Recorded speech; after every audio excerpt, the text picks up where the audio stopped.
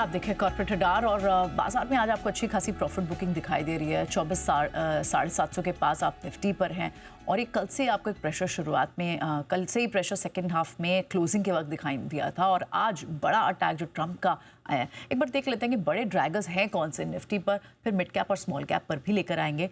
Major hammering तो of course pharma stocks पे है। आईटी के जब से वो H1B वीज़ा की बात हुई है और उसके बाद फिर एक्सेंचर के वीक नंबर्स के बाद से आईटी रिकवर ही नहीं हो पाया।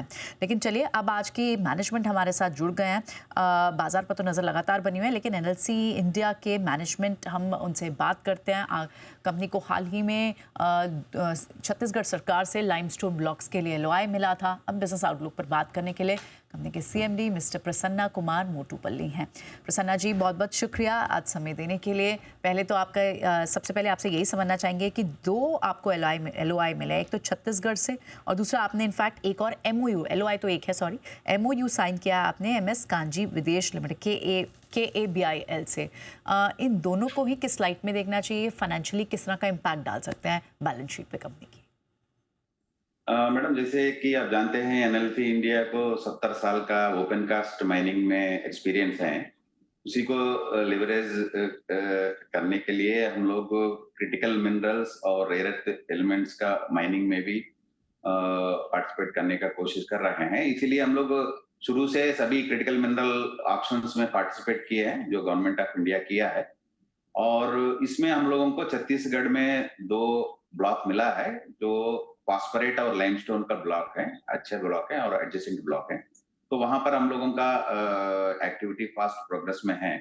सो हमें उम्मीद है कि जल्दी से जल्दी हम लोग उसमें प्रोग्रेस करेंगे। और दूसरा जो काबिल के साथ हम लोग जो एमओयू साइन किया है, वो अब्रॉड में कुछ अपॉर्चुनिटीज, कुछ अच्छा माइंस क्रिटिकल मिनरल्स का और रेयर अर्थ एलिमेंट का मिलने से उसमें एक्सप्लोर करने के हम लोग काबिल के साथ एसोसिएशन किया है। चलिए ठीक है, critical mining, rare earth metals, इनकी तो वैसे भी देश को काफ़ी ज़रूरत भी है और इसीलिए इस न्यूज़ को बाजार ने पॉजिटिवली देखा भी था। इसमें भी साइन है, अभी आप एक्सप्लोर कर रहे हैं विद काबिल ऑल्सो। बट सर, हमने देखा कि आपकी सक्सेसफुल कमीशनिंग रही है और आपने इनफैक्ट ऑपरेशंस भी स्टार्ट किए हैं। जो आपका फर्स्ट फेज़ था, जो 300 मेगावाट का आपका सोलर पावर प्रोजेक्ट है राजस्थान में, ये जब कमिश्निंग हो जाती है, सक्सेसफुल कमिश्निंग तो हो गई है, लेकिन इसके एडिशनल कैपेसिटी कितनी जनरेट हो सकती है, इससे एडिशनल रेवेन्यू किस तरह के जनरेट हो सकते हैं बैलेंस शीट पे? मैडम, जैसे कि आप सही बोल रहे हैं कि 300 मेगावाट का हमारा जो सोलर पावर प्लांट है, जो हमारा लैंड में ही बरसिंगसर में हम लोग इंस्टॉल कर रहे हैं, उसका 52 मेगावाट हमारा कमीशन हो गया है और बाकी का वर्क भी फास्ट प्रोग्रेस है। तो दिसंबर एंड तक हमारा पूरा 300 मेगावाट का कमीशन कर देंगे और जिससे जो है हमारा अराउंड 500 करोड़ का रेवेन्यू सालाना आता रहेगा। ओके सर, क्योंकि आप एक माइनिंग कंपनी हैं और आपके लिए बहुत अहम हो जाता है कि माइनिंग रेगुलेटेड इक्विटी को एनालाइज करना, तो मुझे ये भी समझना था आपसे, क्योंकि आप लगातार अपनी माइनिंग कैपेसिटी को बढ़ाने पर जोर दे रहे हैं। कहाँ 50 मेट्रिक टन पर एनम थी, इसे आप ले जाकर 104 तक लेके गए हैं। और इनफैक्ट थर्मल प्लांट्स की भी अगर आप देखें, वहाँ पर भी जिस तरह से कैपेसिटी बढ़ी है, कहाँ आपकी 5.3 गीगावाट थी और अब आप 2030 तक इसे 10 गीगावाट तक का एक एम्बिशियस टारगेट रख रहे हैं दोनों ही स्पेस में। ये अगर अचीव होता है 2030 तक, जैसे 530 तक, तो कितनी आपकी माइनिंग रेगुलेटेड एंटिटी को बाजार को मानना चाहिए?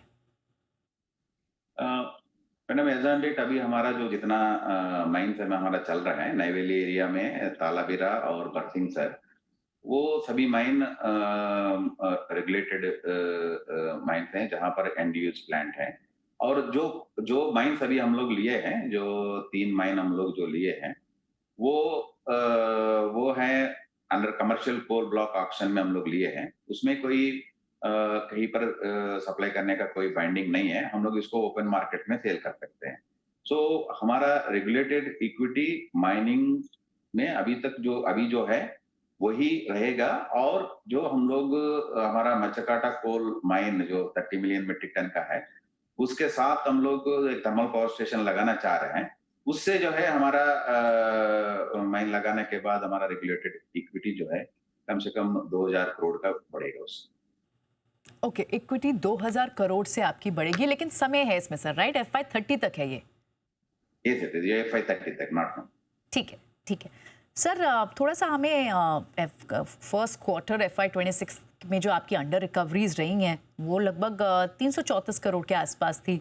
इस पर भी हमें बताएं, हालांकि मेजॉरिटी जो थी आपको TPS2 के एक्सपेंशन से आई, लेकिन अभी आपकी टोटल अंडर रिकवरी पूरे साल के लिए कितनी हो सकती है सर FY26 के लिए?